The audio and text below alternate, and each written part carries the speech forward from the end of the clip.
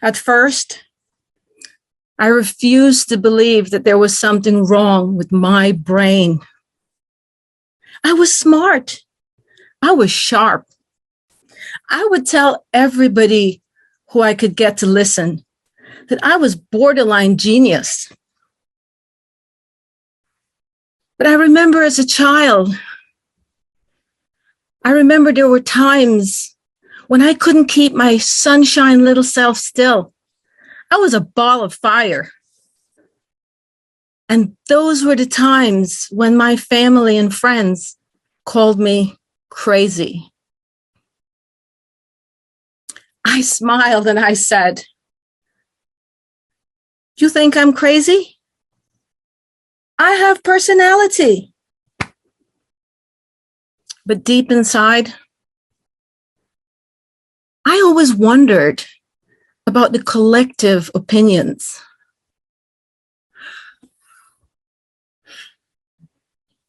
When I came to New York, I got a job in high-pressured sales jobs. When I made a sale, I'd skyrocket and get so excited, over the top excited. But when I couldn't make my quotas, I was so depressed that I wouldn't go to work for days. I'd stay home and work from home so that no one can see me and wait until the pendulum swung up again. One day, I was getting ready to go to a party, a Halloween party, dressing to the nines, music blaring, Bob Marley, my favorite reggae, one love, one love. Let's get together and feel all right.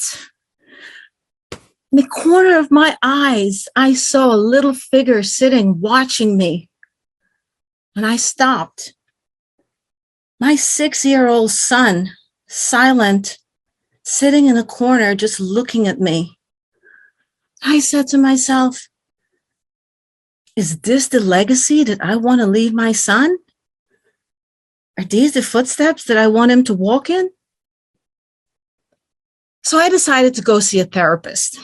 I went to see a therapist and she said, "Hannah, do you know that here in America, there's a name for crazy and personality? That name is bipolar disorder or manic depressive." It was a pivotal moment in my life. It was a pivotal moment in my life.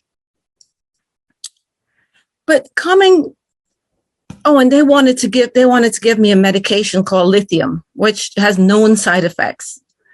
Coming from a very health conscious background, I was like, no psych doctor is going to give me no psych medication.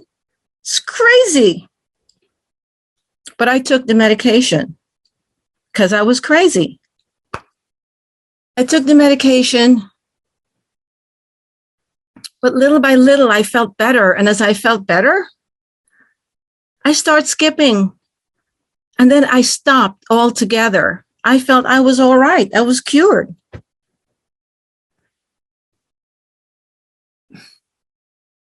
But I wasn't.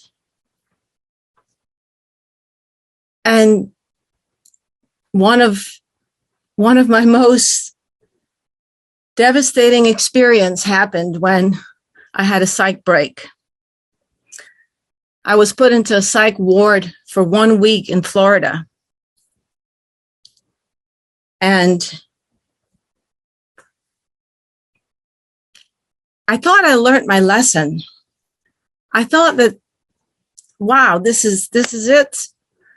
I have my experience and things, this is not going to happen again. And I wish I could tell you that that was the end of it, that I changed my life and a turnaround and I live happily ever after. But no, a few years later, I had another psych break. And this was a defining moment. This time I had a near-death experience, and I'm not going to give you all the details because this is a 6-minute talk, but I will tell you that it changed my life. That experience changed my life.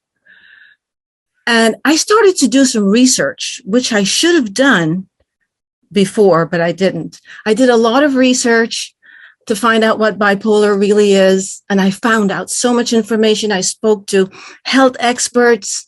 I spent a lot of money, and it was worthwhile because what I found out that with a minimal amount of medication and optimal health with lifestyle changes, I could manage my condition. Was amazing. I started doing Tai Chi, meditation. I started eating nourishing foods for my brain. I was on a mission to get better.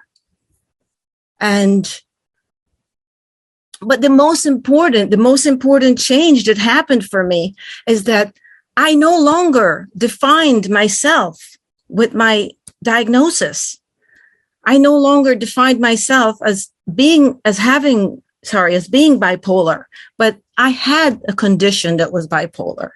And that perspective changed everything for me. I started living my life. I stepped into myself.